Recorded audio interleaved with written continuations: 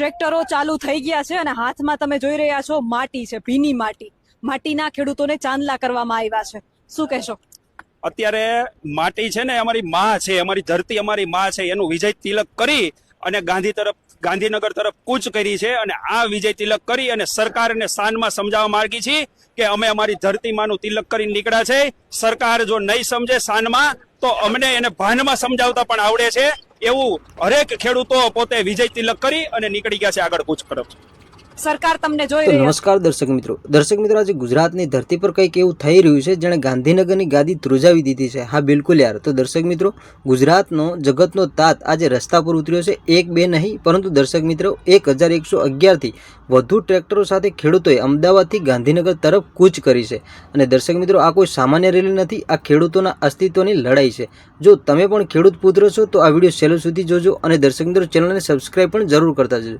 તો દર્શક મિત્રો, હવે સવાલ એ થાય છે કે આખરે ખેડૂતો કેમ ગુસ્સે છે? તો ખેડૂતોની મુખ્ય નારાજગી છે તેમના ખેતરોમાં ઊભા કરાતા હાઈ વોલ્ટેજ પાવર ટાવર સામે.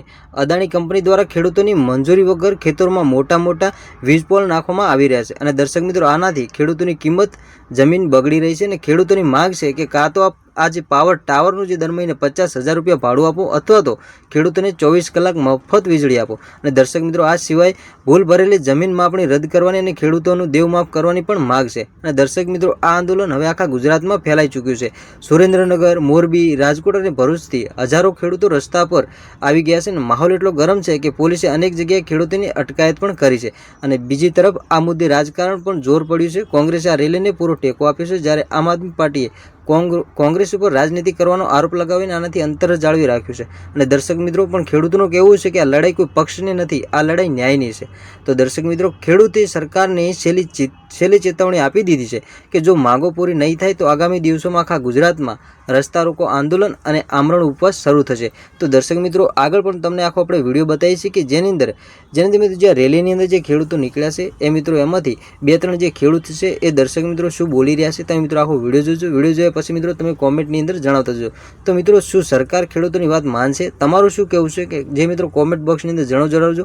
વિડીયોને લાઇક કરજો, તમારા વોટ્સએપ ગ્રુપમાં મિત્રો શેર કરજો. તો દર્શક મિત્રો, સૌથી પહેલાં તરત જ તમે પણ જોઈ લો વિડીયોને.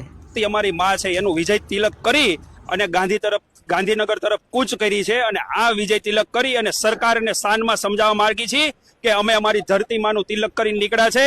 સરકાર જો નહીં સમજે શાનમાં તો અમને એને ભાનમાં સમજાવતા પણ આવડે છે. એવું હરેક ખેડૂતો પોતે વિજય તિલક કરી અને નીકળી ગયા છે આગળ કૂચ તરફ. સરકાર તમને જોઈ રહી હશે, શું કહેશો?